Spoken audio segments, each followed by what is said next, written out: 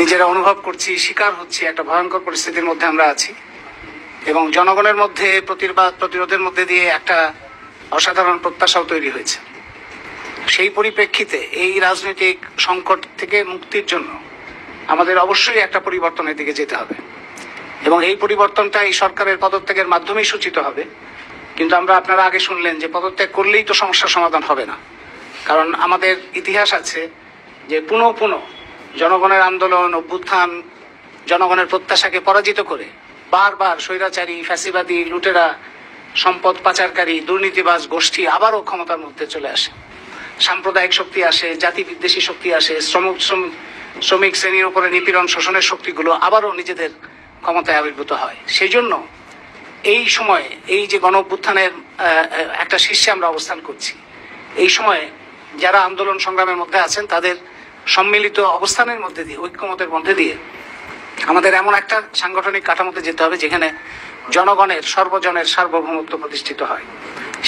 সেটার জন্যই আমরা একটা সাধারণ রূপরেখা এখানে উপস্থিত করছি, প্রাথমিক একটা রূপরেখা। আমি মনে করি যে যারা আন্দোলন সংগ্রামের মধ্যে আছেন তাদের সকলের অংশগ্রহণের মধ্যে দিয়ে এটা আরো সুনির্দিষ্ট হবে এবং জনগণের ক্ষমতা জনগণের হাতে আসবে এবং বাংলাদেশ জনগণের হাতে আসবে।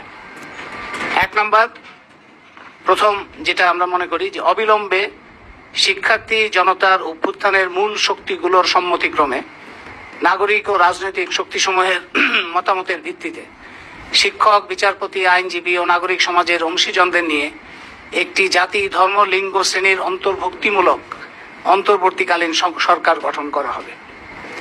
এই সরকারের সদস্য নির্বাচনে আন্দোলনরত শিক্ষার্থীরা মুখ্য ভূমিকা পালন করবেন। এই সরকারের কাছেই শেখ হাসিনা সরকার পদত্যাগ করবে। এটা হচ্ছে প্রথম।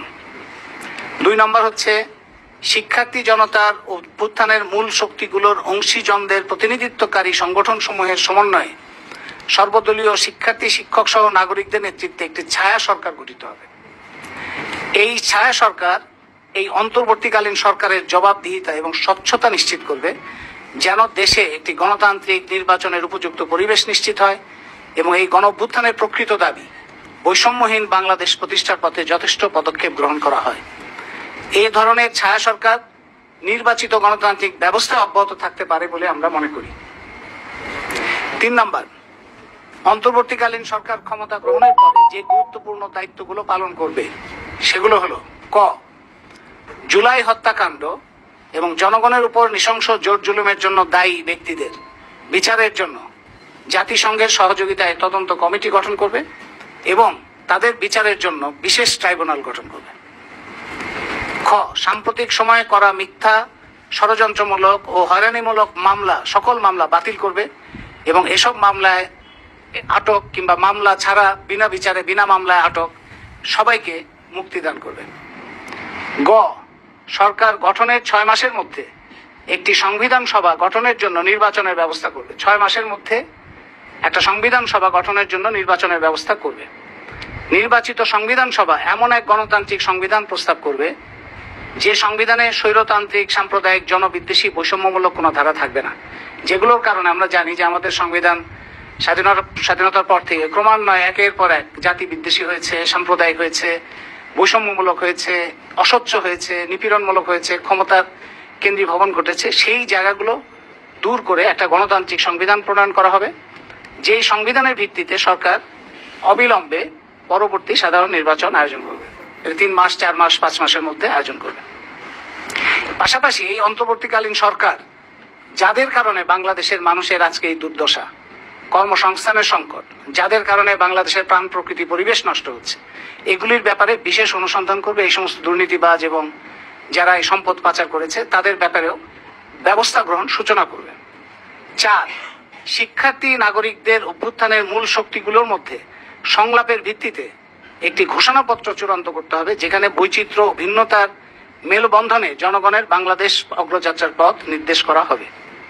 5, আমাদের প্রস্তাবিত অন্তর্বর্তীকালীন সরকার গঠন, মূল অংশীজনের তালিকা প্রণয়ন এবং শিক্ষার্থী জনতার ছায়া সরকার গঠনের প্রয়োজনে যোগাযোগের ক্ষেত্রে বিশ্ববিদ্যালয় শিক্ষক নেটওয়ার্ক যে কোনো দায়িত্ব পালন করতে বা দায়িত্ব গ্রহণ করতে প্রস্তুত আছে। এই রূপরেখা একটি প্রাথমিক প্রস্তাব মাত্র। প্রয়োজনে এই প্রস্তাবকে আরো বিস্তৃত করার জন্য আমরা ভবিষ্যতে কাজ করতে আগ্রহী। সবশেষ কথা হচ্ছে যে আমাদের ইতিহাস মনে রাখতে হবে। আমাদের ইতিহাস শুধু মার খাওয়ার ইতিহাস নয়, আমাদের ইতিহাস প্রতিরোধেরও ইতিহাস, আমাদের ইতিহাস নতুন নির্মাণেরও ইতিহাস। সেই ইতিহাস নির্মাণে শিক্ষার্থীদের সাথে, জনগণের সাথে আমরা সবাই সম্মিলিত ভূমিকা পালন করব, সেটাই আমাদের আহ্বান এবং প্রত্যাশা। সবাইকে ধন্যবাদ।